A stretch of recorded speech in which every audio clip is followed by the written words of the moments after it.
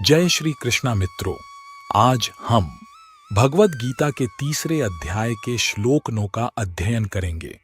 इस श्लोक में भगवान श्री कृष्ण कर्म और उसके महत्व पर गहन दृष्टिकोण प्रस्तुत करते हैं। वे बताते हैं कि यज्ञ के लिए किए गए कर्म ही मनुष्य को कर्म बंधन से मुक्त कर सकते हैं। मूल संस्कृत में यह श्लोक है, यज्ञार्थात् कर्मणोऽन्यत्र लोकोऽयं कर्म बंधन तदर्थम कर्म कौन्तेय मुक्त संग समाचार। इसका अर्थ है, हे अर्जुन, यज्ञ के लिए किए गए कर्मों को छोड़कर अन्य सभी कर्म मनुष्य को इस भौतिक संसार में बांधते हैं। इसलिए अपने कर्तव्यों का पालन परमात्मा की तृप्ति के लिए करो और इस प्रकार तुम कर्म बंधन से मुक्त रहोगे। आइए इस श्लोक के माध्यम से भगवान श्री कृष्ण के अद्भुत ज्ञान में गहराई से उतरते हैं और समझते हैं कि कैसे यह हमें उद्देश्यपूर्ण और मुक्त जीवन जीने की दिशा दिखाता है। अर्थात लुटेरे के हाथ में चाकू धमकाने या हत्या करने का हथियार है, लेकिन शल्य चिकित्सक के हाथ में यह लोगों की जान बचाने के लिए इस्तेमाल किया जाने वाला अमूल्य उपकरण है। चाकू अपने आप में न तो जानलेवा है और न ही वरदान देने वाला। इसका प्रभाव इस बात से निर्धारित होता है कि इसका उपयोग कैसे किया जाता है। जैसा कि शेक्सपियर ने कहा है, क्योंकि कोई भी चीज अच्छी या बुरी नहीं होती, बल्कि सोच उसे ऐसा बनाती है। इसी तरह काम अपने आप में न तो अच्छा है और न ही बुरा। मन की स्थिति के आधार पर यह या तो बंधनकारी हो सकता है या उत्थानकारी। अपनी इंद्रियों के भोग और अपने अभिमान की संतुष्टि के लिए किया गया काम भौतिक दुनिया में बंधन का कारण बनता है, जबकि भगवान की प्रसन्नता के लिए यज्ञ के रूप में किया गया काम व्यक्ति को माया के बंधनों से मुक्त करता है और ईश्वरीय कृपा को आकर्षित करता है। चूंकि कर्म करना हमारा स्वभाव है, इसलिए हम दो में से एक तरीके से काम करने के लिए मजबूर हैं। हम एक पल भी काम किए बिना नहीं रह सकते, क्योंकि हमारा मन स्थिर नहीं रह सकता। अगर हम भगवान को समर्पित होकर कर्म नहीं करते हैं, तो हमें अपने मन और इंद्रियों को संतुष्ट करने के लिए काम करना पड़ेगा। इसके बजाय जब हम कर्म को बलिदान के रूप में करते हैं, तो हम पूरी दुनिया और उसमें मौजूद हर चीज को भगवान का मानते हैं और इसलिए उनकी सेवा में उपयोग के लिए हैं। इसके लिए एक सुंदर आदर्श भगवान राम के पूर्वज राजा रघु ने स्थापित किया था। रघु ने विश्वजित यज्ञ किया, जिसमें अपनी सारी संपत्ति दान में देने की बात कही जाती है।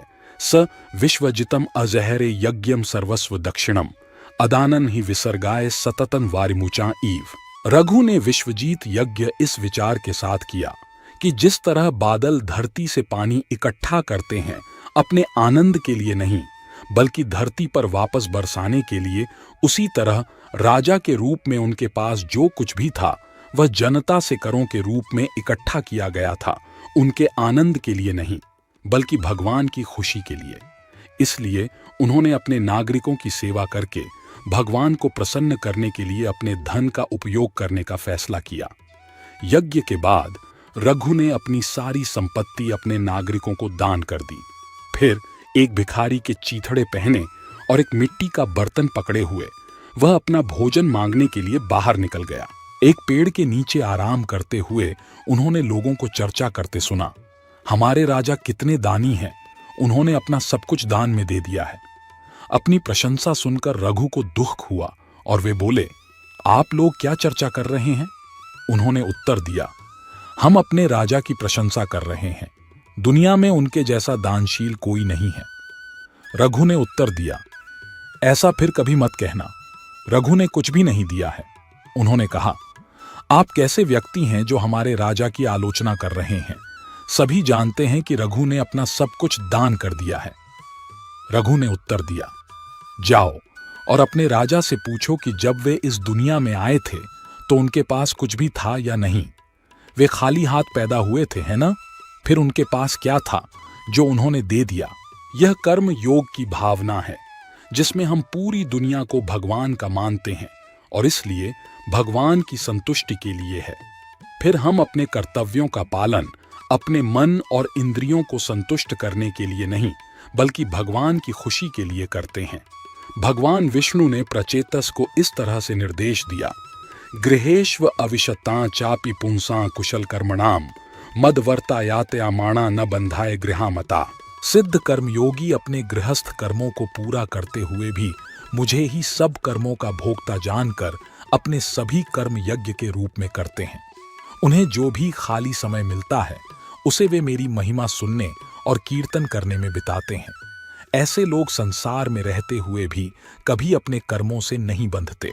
तो दोस्तों, यह था भगवद गीता अध्याय 3 श्लोक 9 का गहन विश्लेषण। इस श्लोक ने हमें सिखाया कि कर्म का सही अर्थ क्या है और कैसे यज्ञ भाव से किए गए कर्म हमें कर्म बंधन से मुक्त कर सकते हैं।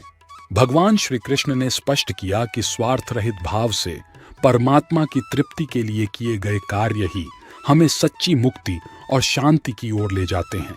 आशा है कि इस श्लोक के माध्यम से आपको जीवन के महत्व और कर्म के सही स्वरूप को समझने में मदद मिली होगी और अगले वीडियो में हम भगवद गीता के अन्य श्लोकों की गहनता को समझने की यात्रा जारी रखेंगे। यदि आपको यह वीडियो पसंद आया हो तो कृपया इसे लाइक और सब्सक्राइब करना न भूलें ताकि आप हमारे साथ इस ज्ञान की यात्रा में बने रहें। अब मिलेंगे अपने अगले वीडियो में, तब तक के लिए जय श्री कृष्णा।